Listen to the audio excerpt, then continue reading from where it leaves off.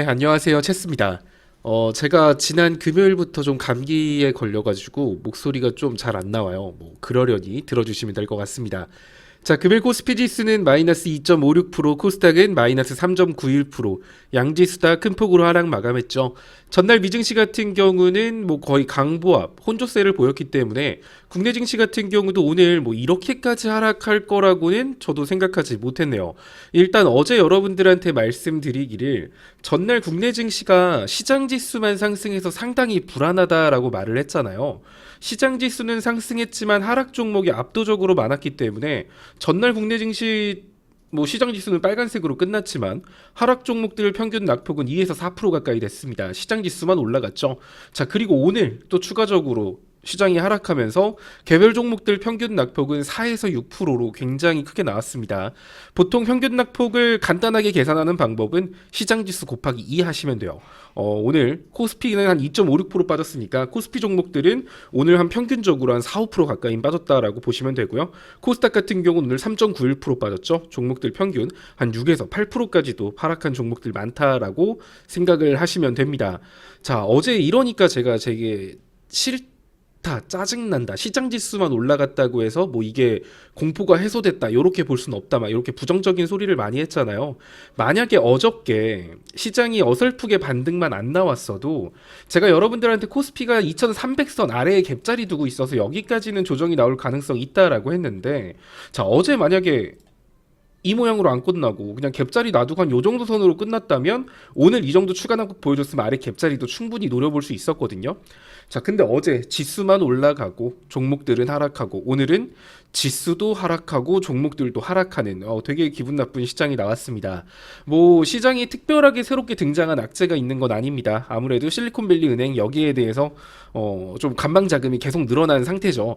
뭐 매도세가 많이 나왔다. 시장에 부정적인 이슈가 있어서 매도세가 많이 나왔다긴보다는 실리콘밸리 은행에 대한 불안감으로 인해 관방 자금, 시장의 돈이 뭔가 종목을 매수를 해야 되는데 매수하고 싶지 않은 거야. 왜냐면 오늘 소비자 물가 지수가 발표되잖아요. 이것까지는 나는 보고 매수할래 라는 식으로 돈을 꽉 쥐고 있는 사람들은 많고, 아, 오늘 또 어떻게 될지 모르잖아 하면서 매도하는 사람들은 많은데 사려는 사람들이 하나도 없으니 이런 식으로 시장이 쉽게 무너진 거죠. 오늘 상승 종목들만 보더라도 뭐 시장이 수혜를 가지고 올라가는 종목들, 제가 여러분들한테 지난 금요일 영상이랑 글로써 말을 했어요. 시장이 2300까지는 조정이 와도 이상한 게 아니다. 근데 조정을 줄 때 뭔가 그냥 금리 인상이 무서워서 뺐어요 라고 이것만 가지고 시장을 밀기에는, 사람들이 2022년부터는 계속 금리 인상 갖고만 시장을 뺐으니까 여기에 대해서는 사람들이 좀 둔해졌다라고 했죠. 그래서 2300까지 조정을 준다라고 하면 여기에 플러스 알파가 추가될 거다라고 말을 했습니다. 어떤 게 추가될지는 모르겠지만 뭐 유력한 거는 뭐 미중 갈등이라던가 뭐 국제 유가 뭐 요런 것들 이런 것들이 좀 포함될 가능성이 있다. 왜냐면은 어떤 이슈가 터질지는 알 수 없으니까. 일단 후보금들이 이런 거였고, 근데 이 플러스 알파로 되는 게 미중 갈등이나 국제 유가가 아닌 그 실리콘밸리 SVB. 자, 이게 파산하는 게 플러스 알파 요인이었어요. 자, 만약에 미중 갈등이 이 자리에 들어가거나 국제 유가가 이 자리에 들어갔으면 미중 갈등 관련 수혜주라던가 국제 유가 관련 수혜주들이 움직였을 텐데, 자, 완전 생뚱맞은 이슈가 등장을 한 거죠. 그러다 보니 시장에 수혜주가 없습니다. 미중 갈등이라면 뭐 히토류, 국제 유가면 뭐 천연가스, 뭐 원자재, 기름 이런 식으로 시장이 빠질 때 수혜를 보는 종목들이 존재하게 되는데, 여기 이슈에 대해서는 수혜를 보는 종목이 단 한 종목도 없죠. 자, 그러다 보니까 시장에서 오늘 상승한 종목들 좀 보면은 뭐 엘컴텍, 어제부터 엘컴텍 금 관련주들 쪽으로 돈이 좀 과하게 쏠리는 모습을 보여주고 있습니다. 자, 어제 제가 오전장 시작하기 전에 여러분들한테 말을 했던 게 금 관련주였어요. 그래서 근데 이제 어저께 지수는 양봉으로 끝났기 때문에 오늘 시장이 사실 저는 뭐 강보합 수준은 보여주지 않을까라는 생각을 했었는데, 오늘 시장이 다시 한 번 더 실리콘밸리 은행 여기에 대한 여파를 이어가면서 하락을 하니 다시 한 번 더 금 관련주 엘컴텍과 IT센이 올라가는 모습을 보여줬죠. IT센 같은 경우는 금거래소를 가지고 있고 또 보안 클라우드 서비스 이런 걸랑도 엮였기 때문에 엘컴텍보다는 IT센이 여러분들이 접근하시기에 좋을 거예요 말을 했었는데 금 관련주 뭐 이것들만 좀 움직였고요. 아무래도 안전자산에 대한 수요가 올라갔다라는 이유로 금에 대한 수요가 올라가니 뭐 금 관련주 움직였고요. 여기에 추가적으로 뭐 양지사, 신라섬유 이런 종목들이 있죠. 이런 종목 같은 경우는 유통 주식 수가 많지 않은 종목들입니다. 시장에 돌아다니는 게 별로 유통되는 주식 수가 없기 때문에 작은 매수세만 붙어도 약간 확확 올라가는 그런 종목이라는 거죠. 자, 대표적인 종목은 양지사, 신라섬유 등등이 존재하고요. 오늘 이 종목들 같은 경우도 또 위아래로 큰 변동성을 보여줬네요. 그거 말고는 오늘 올라갔던 종목들 보면은 다 그냥 뜬금포로 움직였던 종목이라던가 중간에 일진전기 같은 경우는 오후장 들어서 뭐 리튬 뭐 개발했다, 개발이 성공했다 뭐 이런 뉴스가 뜨면서 장중에 상한가까지 올라갔거든요. 그러면서 일진홀딩스 뭐 일진 붙은 얘들은 오늘 갈 것도 없겠다, 너네 오늘 날 잡았다 하면서 돈이 왕창 쏠렸는데 기업에서 바로 반발을 그걸 했습니다.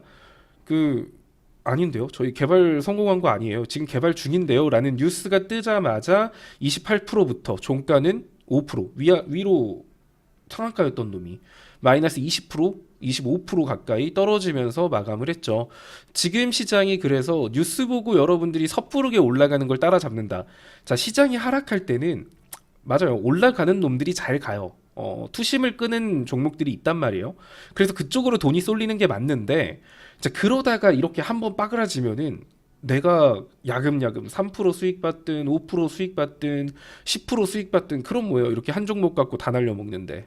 그러니까 지금 시장에서는 사실 진짜 어떤 종목을 미리 잡기란 사실 굉장히 힘든 시점입니다. 뉴스를 보고 잡는 건 더더욱 더 위험하고요. 차라리 명확하게 하락하는 이유에 수혜 섹터가 존재하면 그런 종목 사는 거는 이해가 갑니다만 지금은 명확하게 하락하는 이유에 대한 수혜 섹터가 없습니다. 그래서 지금은 차라리 매매를 안 하는 게 현명한 거죠. 제가 여러분들한테는 뭐 사실 2400 아래는 매수해도 괜찮습니다 라고 말을 했죠. 2400 아래에서 어떤 종목을 매수하냐, 올라가는 종목을 살 게 아니라 이렇게 시장 빠지면 여러분들 종목 마이너스 5%, 6%, 7% 이렇게 빠질 거예요. 근데 거래량이 그렇게 크게 실리면서 빠지고 있진 않을 겁니다. 아마 뭐 큰 거래량 없이 빠질 텐데 뭐 자, 보시면 유니크 같은 거 하나만 봐도 오늘 거래량 꼴랑 29만 주밖에 안 돼요. 근데 마이너스 7%예요. 얘 평소 거래량 볼까요? 평소 거래량하고 크게 차이가 없는데 이렇게 과하게 낙폭을 보여줬다는 거는 지금 사실 과매도 상태라는 거거든요. 그러니까 이런 것들 있잖아요. 뭐 유니크만 꼭 집어서 말을 하는 게 아니라 지금 시장에서 여러분들이 현금이 있다면 올라가는 종목을 뉴스 보고 어설프게 따라잡아가지고 수익을 볼 생각을 하는 게 아니라 손실이 커진 종목에 대해서 거래량 없이 빠졌으니 평단 조절이 훨씬 쉽잖아요. 마이너스 3% 빠졌을 때 추매하는 거랑 마이너스 7% 빠졌을 때 추매하는 거랑 같은 금액을 내가 추매를 해도 평단 조절이 확 달라지거든요. 그래서 지금 시장에서는 사실 올라가는 종목을 따라잡기보다는 거래량 없이 낙폭이 커진 내 종목의 평단을 조절하는 게 더 중요합니다. 내 종목의 평단을 조절해야 다음번에 정말 시장이 2300 찍고 다시금 2450까지 반등을 했을 때 여러분들이 수익 보고 나올 수 있는 거예요. 만약에 그냥 방치를 하면 어떤 상황이 벌어지냐면, 자, 내가 예를 들어 2450선 여기서 종목을 샀어요. 3000원에 샀어. 그래서 여기까지 빠진 거야. 시장이 2300까지. 시장이 빠지니 내 종목도 당연히 빠져서 3000원이었던 종목이 코스피가 2300 가면서 2400원이 됐네요. 자, 그런데 다시 코스피가 올라갔어. 2450까지. 자, 그런다 한들 다시 3000원으로 올라오지 않는다고요. 약간 좀 짜증나는 거긴 한데 보통 시장 지수가 떨어졌다 다시 그 자리로 올라온다 한들 그 종목의 가격은 과거 지수만큼 회복하는 경우는 되게 드뭅니다. 아마 한 2750원? 뭐 2,800원 요렇게밖에 회복을 안 한다는 거예요. 시장 지수가 회복을 해도. 그래서 시장 지수가 빠졌을 때 여러분들이 그냥 에이 어차피 다시 올라오겠지, 어차피 여기까지는 시장 다시 올라올 거야 라는 생각으로 그냥 방치를 하게 되면 그 자리까지 올라와도 손실이 돼버립니다. 그래서 이렇게 빠졌을 때는 어설픈 종목을 신규 진입해가지고 수익을 봐야지 라는 생각보다는 다음번 상승했을 때 내가 이때 들어갔던 종목을 수익 보고 현금화한다라는 생각으로 수익보다는 수익을 노리는 추가 매수보다는 그러니까 손실을 줄여서 반등 시점에서 정리할 수 있게 추매, 요게 훨씬 더 중요한 겁니다. 이거 좀 기억을 하셔야 돼요. 만약에 내가 수익을 노리는 신규 매수를 한다라고 하면 여기서 생긴 수익금은 내가 과거에 물렸던 종목을 쳐내는 데 사용을 해야 돼요. 그래야 현금이 안 막힙니다. 이해 가시나요? 어쨌든 여러분들이 기억할 건 지금 만약에 신규 진입을 할 거면 거기서 생긴 수익금은 내가 물린 종목을 쳐내는데 100%다 사용을 해야 돼요. 그래야 현금 비중이 맞춰집니다. 내가 근데 수익 본 거는 약간 손절을 사용하기를 좀 잘 못해. 이런 분들은 지금 손실인 종목군들 거래량 없이 낙폭이 커졌으니 그런 종목의 추매를 물을 타서 평단가를 조절. 다음번 박스권 상단 2450, 2500선 왔을 때 현금화를 시킨다라는 목적으로 접근을 하셔야 되는 거예요. 그러니까 시장이 하락할 때 여러분들은 자꾸 그런 생각을 해요. 시장이 하락해도 나는 수익을 봐야 돼라는 그것 때문에 자꾸 막 신규 종목 살려고 하고 있는 거 팔아가지고 급등하는 종목 따라가서 살려고 하는데 시장이 하락할 때는 손실을 보는 게 당연한 겁니다. 자, 오늘 시장만 보더라도 상승 종목 150 종목밖에 안 돼요. 하락 종목이 2300 종목입니다. 내가 상승하는 종목을 잡을 확률이 10%도 채 안 된다는 거예요. 7% 정도밖에 안 되는데 그 7%의 확률로 잡은 종목 중에 진짜 한 3%, 5% 유의미하게 올라가는 또 그 중에 10%밖에 안 됩니다. 그러면은 거의 몇 프로의 확률이야? 0.7%, 1%밖에 안 되는 확률을 가지고 여러분들은 하락장에서 수익 보겠다고 막 날뛰고 있는 거예요. 하락장에서는 수익을 볼 생각을 하는 게 아니라 이 하락장이 끝나고 다음 장이 왔을 때 내가 물렸던 거를 어떻게 하면 정리할 수 있을까? 이런 생각을 좀 하시면 좋을 것 같습니다. 와, 진짜 감기 때문에 호흡이 딸린다. 와. 자, 그리고 이제 어제 영상에서도 말씀드렸고 요즘 영상에서 계속 말씀드리는 게 사실 그거잖아요. 제약바이오 섹터. 자, 오늘 제약바이오 섹터가 좀 자리를 잡아주고 멋진 모습을 보여주기를 기대를 했었는데 오늘 제약바이오 쪽도 그닥 좋은 모습을 못 보여줬어요. 자, 그래도 딱 봐도 보이죠? 거래량이 없어요. 거래량이 없는 상태에서 낙폭이 5% 이렇게 나오고 있어서 여러분들이 신규 진입한다라고 하면 거래량 없이 낙폭 좀 큰 애들 있죠. 그런 애들 위주로 담으시면 될 것 같고 지금 오늘 종목이 하락한 건 여러분들의 종목이 잘못했다기보다는 시장에 매수세가 없어서 그런 겁니다. 오늘 미국의 소비자 물가 지수가 발표됩니다. 어떻게 발표가 나올지는 모르겠지만 일단 바이든 대통령이 말은 했어요. 나는 소비자 물가 지수 CPI가 잘 나올 거라고 확신한다. 약간 실리콘밸리 은행 여기에 대한 문제가 터지고 나서 시장을 안도시키기 위해서 던진 말이긴 한데 과연 그냥 던진 말일까? 어떻게 보면은 이미 알고 말을 한 걸 수도 있죠. 뭐 그래서 오늘 소비자 물가 지수가 잘 나온다라고 하면 미증시 같은 경우도 반등을 보여줄 수 있을 거고 그럼 국내 증시 같은 경우도 실리콘밸리 은행에 대해서 두려움으로 관망했던 자금들 또 혹은 소비자 물가 지수 보고 움직이자 하면서 관망했던 자금들이 다시금 시장의 매수세로 강하게 유입되면서 빠르게 반등 나올 수 있다고 봅니다. 자, 일단 나스닥 같은 경우도 좀 간단하게 체크를 해드리자면 나스닥도 사실 상승폭의 거의 절반 수준까지 기술적으로 조정을 준 상태예요. 제가 여러분들한테 급격한 상승의 절반까지 조정을 안 주는 경우는 거의 없다라고 말씀을 드렸죠. 여기까지는 당연한 기술적 조정이고요. 이 자리만 크게 이탈하지 않는다라고 하면 전고점 깨고 더 추가 상승할 여력이 생긴다라는 거니까 너무 지금 시장 부정적으로 보실 필요는 없을 것 같습니다. 만약에 이 자리를 깨고 내려간다라고 하더라도 뭐 주봉상 241선 1700 정도만 이탈하지 않는다 이번 주에 그러면 여전히 추세는 유지되는 거기 때문에 일단 좀 오늘 나스닥 이렇게 좀 보시면 될 것 같고요. 자, 코스피는 사실 지금 뭐 크게 무리가 없이 진행되고 있어요. 이 정도면 예상 범위입니다. 2400까지의 조정은 당연한 거다라고 여러분들한테 말씀드렸고 2400 오면 바로 매수하는 게 아니라 아래에 갭자리인 2300이 있기 때문에 이 사이 구간에서 여러분들이 현금을 쓰시면 된다라고 했고 지금 딱 그 구간이라서 사실 코스피는 제가 말한 대로 잘 흘러가고 있다라고 보여지는데 코스닥 쪽이 좀 문제죠. 코스닥 같은 경우는 애초에 제가 영상에서 800선을 뚫는다는 거는 좀 불가능하다. 이거는 그럴 800선을 위에 돌파하고 안착하는 건 힘들 것 같은데 라고 말씀을 드렸고 역시나 800선 돌파 못하고 안착에 실패한 모습이죠.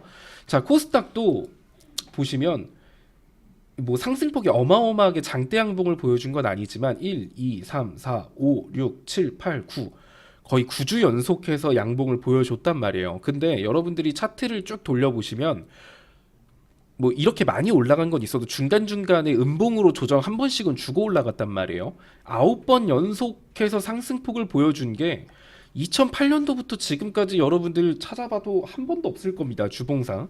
자, 그래서 코스닥 같은 경우는 너무 급격하게 올라간 만큼 그 조정폭도 코스피보다 상대적으로 클 수밖에 없죠. 나스닥이 아까 말한 것처럼 급격한 상승폭의 절반까지 조정을 준다라고 하면 코스닥도 급격한 상승폭의 절반까지 조정 충분히 가능하겠죠. 그 자리는 740포인트입니다. 자, 740포인트. 자, 그 자리는 주봉상 480 지지선이 있는 자리이기 때문에 사실 740까지 빠진다? 이거 이상한 거 절대 아닙니다. 자, 그리고 일봉 차트를 봐도 일봉 차트상 61선이 존재하는 곳이 740선 부근이죠. 자, 근데 그 자리에 뭐가 존재한다? 갭자리들이 존재한다. 제가 지수에서 갭안 메꾸는 경우는 거의 없다라고 말을 했습니다. 그러다 보니 코스닥은 사실 이렇게까지 올라가면 안 됐어요. 딱 여기서 막혔어야 돼. 여기서 막히고 여기까지 조정을 줬어야 됐는데 여기서 이만큼만 조정 오면 끝나는 거잖아요. 그죠? 근데 여기서 이렇게 올라갔단 말이야. 자, 이렇게 올라가는데 종목들이 사이좋게 올라간 거면 문제가 안 돼. 근데 제가 계속 말하길 코스닥이 2차 전지가 미쳐가지고 아주 그냥 2차 전지만 가지고 지수를 올려서 나중에 이거 조정 올 때 진짜 아플 것 같다라고 말했던 것도 기억하시죠? 자, 이 자리에서부터 요만큼만 맞으면 될 거를 지금 우리 이만큼 맞고 있는 거예요. 지금 두 배를 두드러 맞고 있는 겁니다. 그러니까 지금 계좌가 멀쩡할 수가 있나. 근데 만약 여기서 여기까지 내려가 봐. 요만큼만 맞으면 될 거를 이만큼을 두드러 맞아야 되니 지금 계좌가 거의 뭐 아이스크림처럼 녹고 있는 거죠. 뭐 근데 어찌 됐든 코스피든 코스닥이든 지금 추세를 깨고 뭐 다시금 예전처럼 우하향 추세로 들어갈 가능성은 굉장히 낮아요. 다시금 충분히 올라갈 수 있는 증시고요. 코스피 같은 경우도 뭐 2450, 2500까지 다시 또 올라올 거예요. 조만간. 그러니까 너무 걱정하실 필요는 없는데 내가 그냥 아무것도 안 하면 다시 올라온다 한들 과거랑 여러분들 계좌가 똑같진 않을 거예요. 절대. 내가 이때는 분명히 계좌 손실이 마이너스 10%였는데 여기까지 갔다 다시 올라오면 다시 마이너스 10%여야 되잖아? 아니 그게 아니야. 마이너스 14% 이럴 거라고요. 그래서 지금 구간에서 여러분들이 어느 정도의 대응은 꼭 하시는 게 좋습니다. 현금을 써서라도 추매를 하는 게 맞고요. 저는 체스님 진짜 현금도 없고 아무것도 없는데 그럼 저 같은 사람은 어떡하죠? 라고 하면 솔직히 제 입장에서는 아니 내가 이때 그렇게 하라고 했는데 왜 그때 안 하고 지금 와서 이렇게 슬퍼하시나라는 생각은 들어요. 근데 그럴 수 있어. 대신에 그분들은 다음번에 2450선 오면은 그때는 지금의 경험 잊지 마시고 손실이어도 현금을 꼭 만들어 두셔야 돼요. 그래야 다시 한 번 더 박스권 하단으로 내려가는 하락이 나왔을 때 평단 조절해서 손실을 메꿔갈 수 있는 겁니다. 아, 일단 2300까지 빠지고 올라가는 게 이왕 여기까지 내려온 거 찍고 올라가는 게 훨씬 좋기는 한데 지금 현금 하나도 없는 분들 생각하면 현 시점부터 반등 나와서 2450 찍고 다시 내려가는 게 좋을 것 같기도 하네요. 어찌 됐든 시장은 사실 영상 옛날부터 보신 분들, 제 글을 보신 분들은 아시겠지만 이걸 제가 경고를 안 했던 게 아니에요. 근데 제가 이렇게 말을 해도 제가 여러분들 뭐 매도 버튼을 눌러줄 수 있는 것도 아니고 제가 뭘 팔지 모르겠으면 골고루 팔라고 했어요. 뭐 내가 이 종목에서 100주를 다 손절 치는 게 아니라 뭐 10주, 뭐 15주 종목별로 이렇게 조금씩 손절해서라도 현금을 만들라고 했잖아요. 그런 식의 좀 작은 터치는 꼭 하셔야 됩니다. 박스권 시장은 여러분들이 기계적으로 대응한다면 정말 큰 수익은 아니어도 계좌 손실 대부분을 회복할 수는 있을 거예요. 근데 여러분들이 무서워서 아무것도 안 하죠? 그러면은 손실이 계속 커져요. 야금야금. 분명히 시장 지수는 매번 똑같은 자리로 움직이는데 내 계좌는 좋아지지 않아요. 그거 꼭 명심하셔서 주식이 참 그래요. 놔두면 가만히 있는 게 아니라 썩어요. 그러니까 꼭 조금씩이라도 대응하셔서 이렇게 따라오시면 좋을 것 같습니다. 와, 너무너무 힘든 시장 다들 고생 많으셨고요. 사실 오늘 소비자 물가 지수가 어떻게 나올지 모르겠어요. 소비자 물가 지수가 또 시장 기대에 부응하지 못하는 모습을 보여주면서 내일 개파락 뭐 2300 간다. 그 또한 나쁘지 않아요. 어차피 맥골 갭이라면 이번에 맴매 맞을 거 확실하게 맞는 게 낫지. 이번에 맴매 2대만 맞으면 끝낼 거 어설프게 올라가면 다음번엔 5대 맞아야 되거든요. 그래서 하락해도 사실 크게 상관은 없을 것 같긴 합니다. 조금만 버텨보죠. 지금은 뭐 아주 부정적인 이슈보다는 향후 긍정적으로 생각할 수 있는 이슈들. 어찌됐든 물가는 잡혀갈 거예요. 그리고 금리는 동결할 거고요. 실리콘밸리 은행 이거에 대한 사태 막 대형 금융주까지 퍼질 가능성도 굉장히 적습니다. 그러니까 멘탈 꽉 부여잡고 주식 계좌 막 이미 정신줄 났다고 본인도 주식 딱 덮고 아예 안 쳐다보면 흐름을 놓치거든요. 흐름을 놓치면 완전 뒤로 밀려나게 되니까 매매를 안 하더라도 내가 지금 할 게 없더라도 영상이라던가 글은 좀 꼭 읽으면서 따라오시면 분명 좋은 결과 나올 겁니다. 다들 오늘 하루도 고생 많으셨고요. 내일 뵙도록 하겠습니다.